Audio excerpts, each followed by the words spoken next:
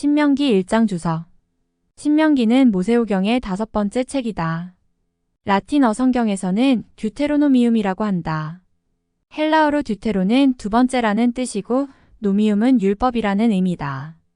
한문으로 풀이하면 명령, 곧 하나님의 말씀을 되풀이하여 기록한 책이라는 뜻이다. 이것은 신명기가 창세기에서 민수기에 이르는 모든 율법을 반복하고 있는 책이라는 것을 말한다.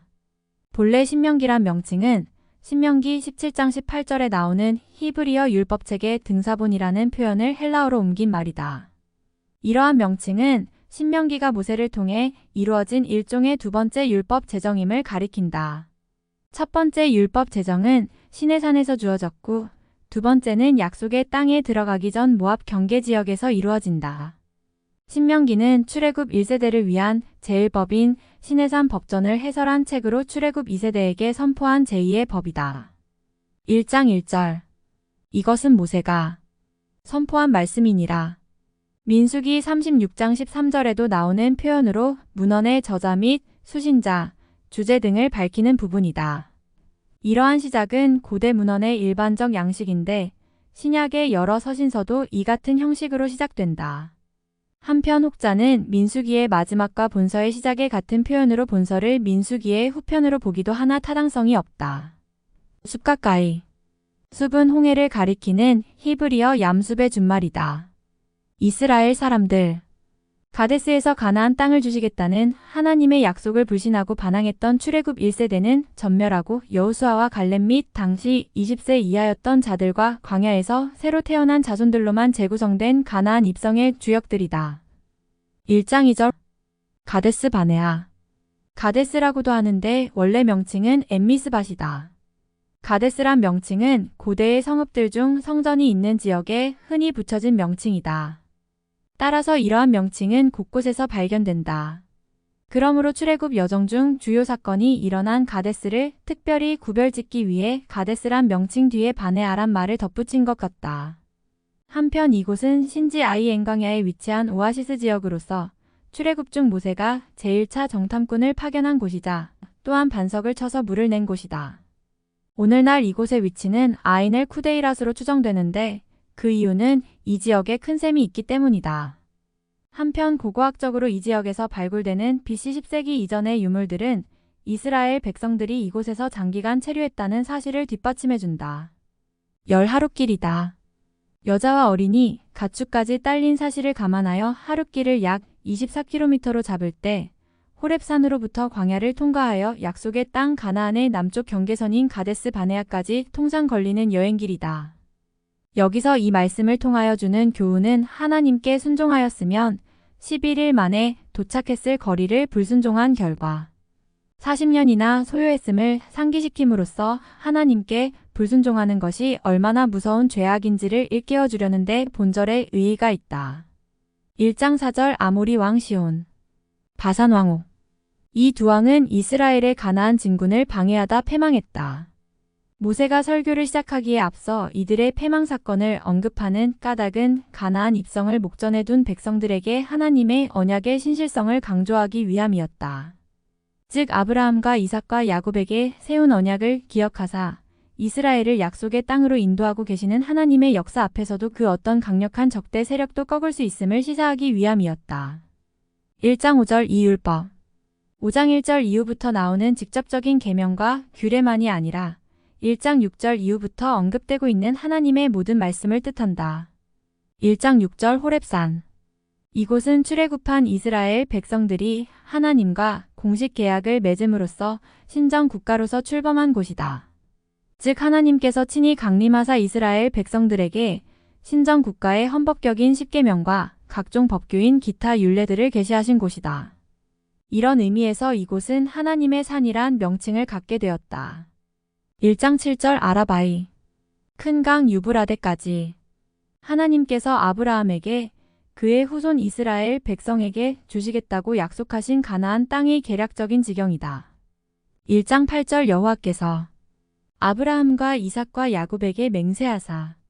아브라함과 이삭과 야곱은 선민 이스라엘을 대표하여 하나님과 언약을 맺은 이스라엘의 3대 족장들이다.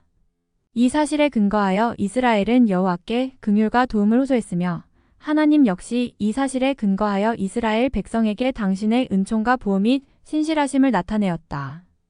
1장 9절 너희를 지도할 책임을 나 혼자 질 수 없다. 당시 모세는 사건의 대소를 막론하고 모든 이스라엘 백성들의 소송 문제를 거의 혼자 처리하고 있었다. 1장 10절 하늘의 별같이 많거니와 일찍이 하나님께서 아브라함에게 주신 언약의 성취이다.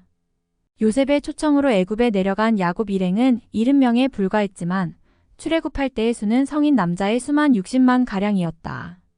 이 표현은 바닷가의 모래라는 표현과 같이 셀 수 없을 정도의 많은 수를 문학적으로 표현한 것이라 하겠다. 1장 13절 너희의 지도자로 세우겠다.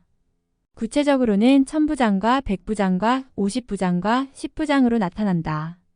따라서 이러한 행정체계는 평상시에는 재판관으로서의 역할을 감당하다가 전시에는 군사 우두머리로서의 역할을 감당하는 중군사 조직 체계로 구성된 것이다.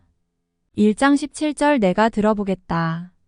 백성의 대표자이자 중재자인 모세 자신이 직접 하나님께 물어 최종 판결하겠다는 뜻이다. 1장 19절 크고 무서운 광야. 가데스 바네아의 거역 사건으로 인해 이스라엘이 40년간이나 방랑했던 시내반도 북쪽 아라비아 광야 서쪽의 거친 사막지대를 가리킨다. 그곳은 메마른 시내만이 널려 있어 물이 귀하며 뾰족하고 울퉁불퉁한 암석과 거칠은 모래 사막에는 불뱀과 정갈이 득실거리는 피폐하고 황폐한 고원지대로 종종 죽음의 모래 폭풍까지 휘몰아치는 실로 크고 두려운 광야였다. 한편 오늘날 이곳은 그 이름이 방랑이란 뜻을 지닌 에티 광야로 추정된다. 1장 22절 우리가 정찰하여 크고 두려운 광야를 안전하게 인도하신 하나님의 능력과 은혜는 까맣게 잊어버리고 인간적인 의구심과 두려움을 모시겨 내놓은 백성들의 자구책이다. 백성들은 미리 정탐꾼을 보내어 가나안 정복전쟁의 성공 여부를 점검해보고 그 결과에 따라 행동하려 했다. 평행 구절인 민수기 13장 1, 2절에는 정탐꾼 파송을 명한 분이 하나님으로 나와 있는데 의심과 겁 많은 백성들의 요청을 하나님께서 받아들여 주신 것으로 이해할 수 있다. 1장 25절 우리에게 주시는 땅이 좋다. 일찍이 하나님께서는 가나안 땅을 가리켜 젖과 꿀이 흐르는 땅이라고 말씀하셨다. 이는 1차적으로는 주변의 사막지대와 비교한 상대적 의미로 또한 2차적으로는 하나님 안에서 누릴 이스라엘의 복된 가나안 생활을 가리키는 절대적 의미로 사용된 말이다. 실제로 지중해 연안의 가나안과 유프라테스, 티그리스강 유역의 메소포타미아 지역은 고대의 소위 비옥한 초생달 지역으로 불릴 만큼 좋은 땅이었다. 1장 27절 원망하여 소극적으로 불평하거나 투덜대는 것과 함께 적극적으로 반항하거나 대적하는 행위까지도 뜻하는 말이다. 백성들은 모세와 아론을 배격하고 새로운 지도자를 세워 애굽으로 다시 돌아가고자 했다. 1장 28절 하늘에 닿을 듯이 높은 성벽으로 고고학적 탐사로 모세시대 이전에 근동 여러 도시들이 발굴되고 있는데 대개 그 성곽들은 내부의 가옥들보다 높은 것으로 밝혀졌다. 당시 가나안 성읍들도 견고하게 요새화되었을 것은 분명하지만 그 성곽이 하늘에까지 닿았다는 것은 두려움과 불신앙으로 가득 찬 겁먹은 눈에 비친 모습은 실제 하늘에 닿을 듯이 높아 보였을 것이다. 1장 29절 두려워하지 말라. 두려움은 온전한 사랑과 믿음이 결여된 결과이다. 그러므로 죄인은 쫓아오는 자가 없어도 도망하며 두려워 떤다. 따라서 두려워하지 말라는 것은 하나님의 권능과 도우심의 손길을 분명히 인지하고 그분께 대한 신앙을 회복하라는 뜻이다. 1장 30절 애굽에서 모든 일을 행하신 것 같이 구체적으로는 애굽인에게 내린 이적적인 10가지 재앙과 홍해도와 사건을 가리킨다.